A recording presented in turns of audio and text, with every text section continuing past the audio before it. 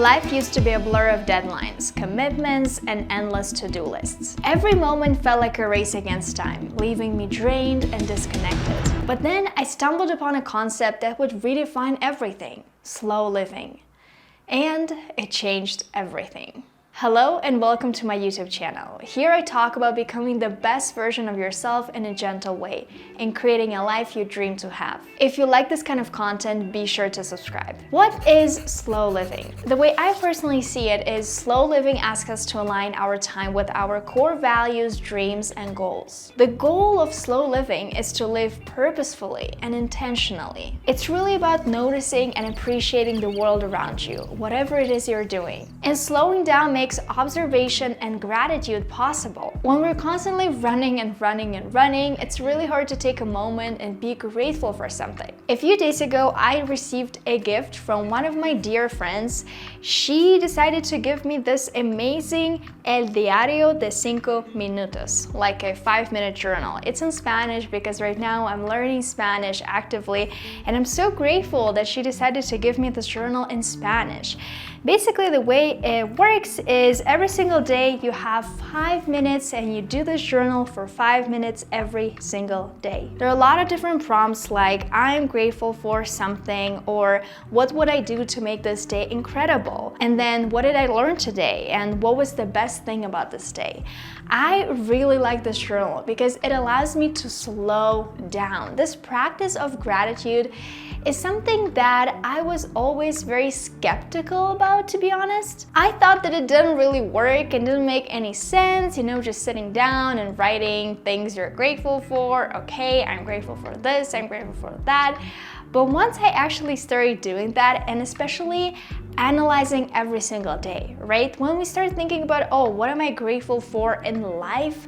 There's so many different things, but what helps me to slow down and really practice this slow living is when I think about each individual day.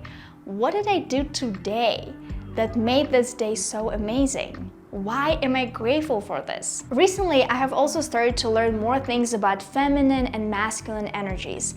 And it turns out that slow living and feminine energy are deeply interconnected. They both emphasize qualities such as nurturing, intuition, mindfulness, and interconnectedness. And it's very interesting how I started to learn more and more things about feminine and masculine energy, because at one point in my life, I realized that I felt like I had too much of this masculine energy, to constantly run, to constantly achieve something, to be productive 24/7. I always had to work, and that's it.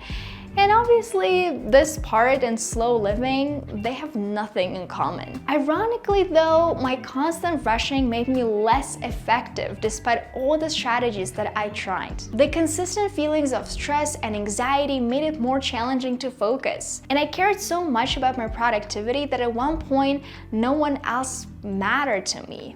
All I mattered about was getting things done. Not surprisingly, my feminine energy was lacking, and I couldn't imagine slowing down and living in a purposeful way. At one point, I realized that pace of life was making me so unhappy, but it was hard for me to stop at the same time, which is strange, right? I was unhappy, so the logical solution would be to stop doing what I was doing. But I couldn't. It was so hard. And that is how I learned about the Motivational Triad. The incredible and complex organ that is our brain has 3 main psychological functions: to avoid danger, to seek pleasure, and to save energy. And scientists basically decided to call these 3 basic instincts the Motivational Triad. So let's begin with the first instinct: to avoid danger. Our brain attempts to avoid danger by constantly looking out for problems in our lives. This is why in general, humans have this negativity bias. We remember painful feelings and situations more than positive ones. And distressing moments seem larger and more intense than their pleasurable counterparts. The reason why our mind focuses on what went wrong is because it kind of helps us avoid that danger in the future. And that's why I couldn't just slow down. I couldn't just start living in this purposeful way. I couldn't just switch to slow living. My brain thought this switch or this new lifestyle imposed some kind of danger and that it was safer for me to just keep on doing what I was doing, even if it was making me unhappy. So that realization allowed me to understand that first, it is totally okay to not be constantly productive. I know why we have this image of an ultra productive person. There are so many videos on the internet, on Instagram, YouTube, TikTok, everywhere, of people sharing how productive they are. They get so many different things done every single day. But at one point I realized that I was just running myself into this extremely unhappy situation, and I had to slow down and tell myself, okay, Veronika, it might be scary because you're not used to it, but it is 100% okay to not be constantly productive. And because I wanted to be constantly productive, I couldn't spend a single moment in silence. I thought that if I just turn everything off and just do something else or just sit there, it's completely silent, I thought that I was wasting my time. That's why sometimes when I just wanted to go cook, for example, make dinner for myself, I absolutely had to be watching something educational, maybe listening to a very educational podcast. I couldn't be just present. I couldn't be just making dinner. And so now I know that silence is healthy. And every time when I feel anxious, when I'm not, doing enough, I'm just cooking, I'm not learning something, I just remind myself, it's okay, silence is healthy. If you don't want to listen to anything, it is absolutely okay. It helps me become more grounded, it helps me become more present, and also enjoy the present moment a lot more. Now let's talk about the second instinct, seeking pleasure. The human drive to seek pleasure is never ending, never satisfied. When we get what we think we want, we just want more and more and more. We think that changing our circumstances, such as getting a new job or solving a family problem, will bring us this ultimate happiness. But when we achieve all of those things, the brain finds something else to desire and pine over. This is how I got hooked on finding the best product for my hair. So my hair is kind of blonde right now, a little bit, but naturally, obviously, it is not this color. And when you bleach your hair over and over again, you really need to take good care of it. And at one point, I was buying so many different hair products because I wanted my hair to be perfect, undamaged, extremely soft and not dry. But what I created because of that is a situation where I just had a ton of hair products and nothing was making me happy anymore.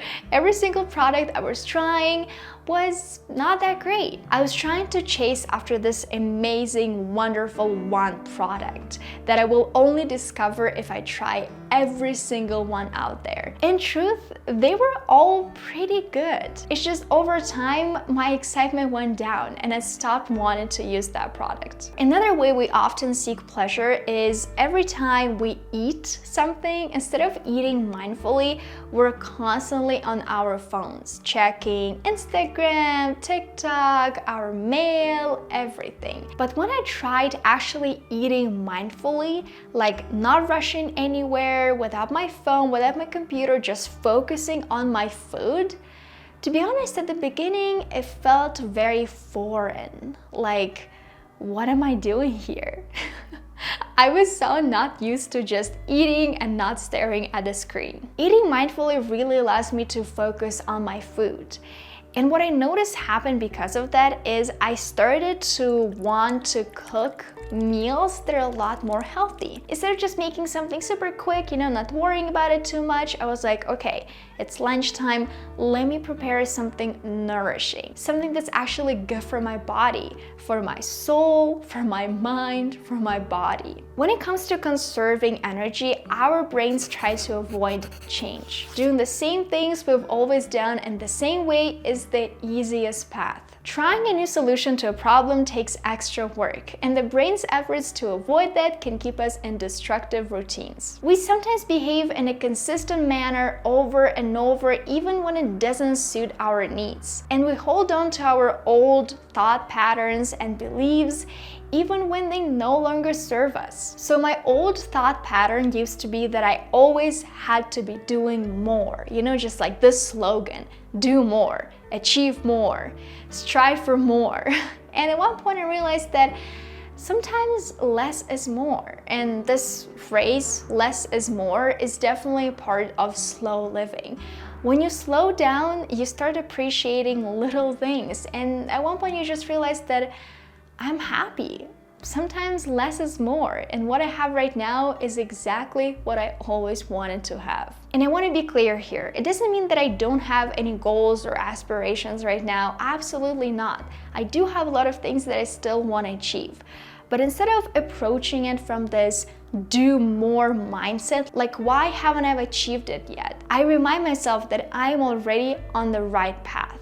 I am going to achieve whatever goal or aspiration I want to, just because I'm on this path and I'm moving towards this goal. Slowing down and trying to be more focused on the present. I really like this comparison I saw somewhere on the internet.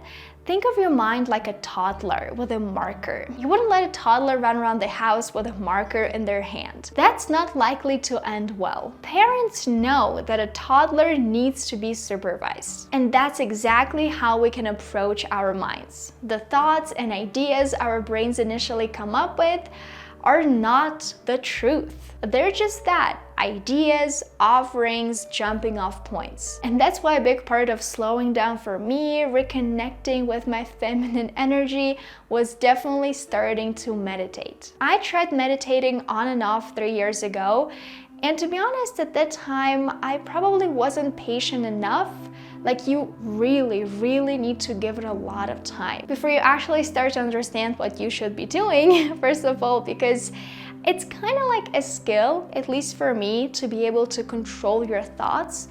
And for me, it wasn't like I sat down, I started meditating the first time, and I could do everything perfectly. No, absolutely not. My mind was a mess. My thoughts were here and there, here and there. I was like, oh my God, what should I focus on? But after staying patient and just continuing with it, I started to see a lot of amazing results. So I think it's still important to stay thankful for the motivational triad of our primitive mind, because it did help our ancestors a lot. However, what is important to do is realize that it's no longer serving me right now in this very moment, and I can change something. I can do it. We can flip it around to construct a new triad that serves us better. So try this instead. Thank you, brain, for wanting to keep me safe.